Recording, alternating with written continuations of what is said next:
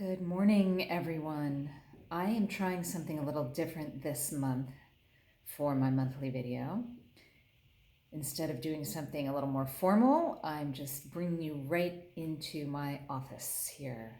And one of the reasons I wanted to do that is I wanted to talk about writing and work and why I think I'm able to get a lot done. I've talked to people and they said, wow, you've written that much and you're working on this and you're working on that. And one of the things that occurred to me is because I have worked professionally as a writer, writing to me is sometimes a job. I don't mean that in a bad way. I mean, even when I'm working on my own stuff, on a novel or poetry or my morning writing, there's a feeling that it just needs to get done every day. So a little bit about my routine, because I know people sometimes like to hear about other writers' routines. I will give you a caveat before I tell you about it, and that is that not everything is right for everybody. And I know people who get up early, I know people who get up late, I know people who write every day, who write in the morning, who write at night, who don't write every day, who go on marathon writing sprints on the weekend.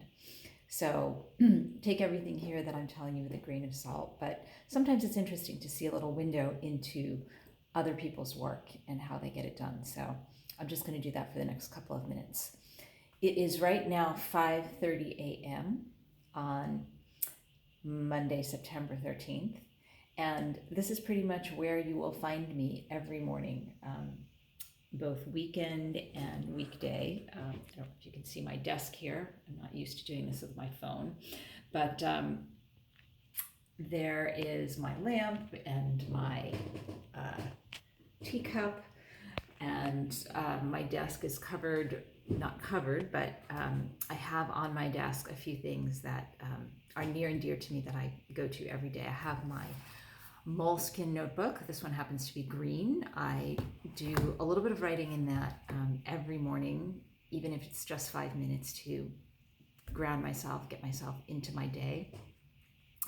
I have recently been using my friend Jennifer's deck of prompt cards. Now, these are her Purposeful Memoirs, A Quest for a Thriving Future deck, and they're really beautiful. They've got gorgeous photos of nature, and on the back they have prompts that you can use. For example, I just picked one at random. You do pick them at random. That's a beautiful beach scene. And this one says, on this quest, leap into the thrill of an open-ended journey with no timetable, no expectations, no constraints. So even though I'm not a memoir writer, I've been using those in the morning as inspiration to get going.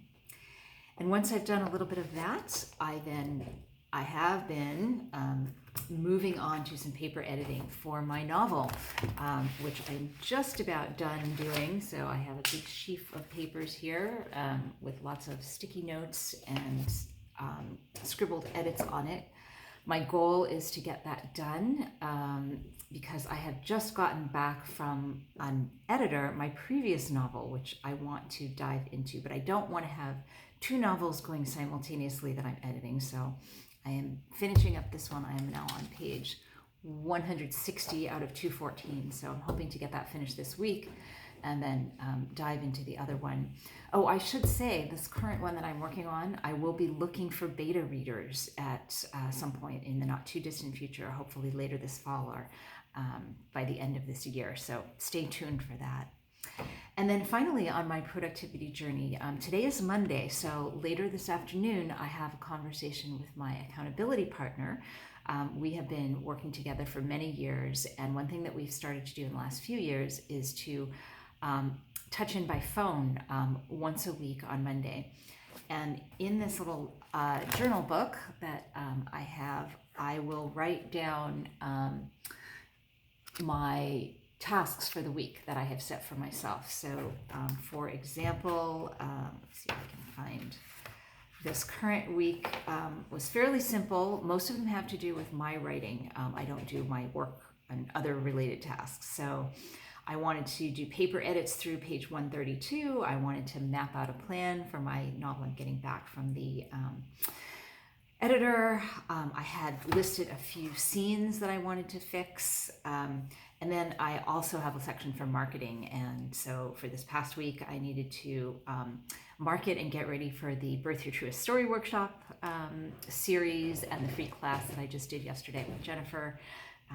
I needed to send my newsletter, and I needed to do some social media posting. So this is another productivity tool, which is really helpful, just setting one's intentions for the week and then having somebody that you talk to about them.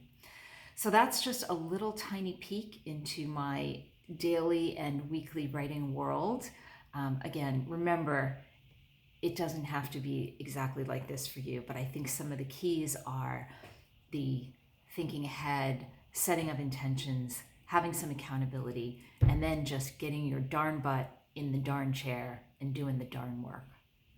So I will see you next month, and in the meantime, keep an eye on this channel here, because I will be posting my weekly chats and check-ins with Jennifer for our Birth Your Truest Story workshop, and I look forward to seeing you again very soon.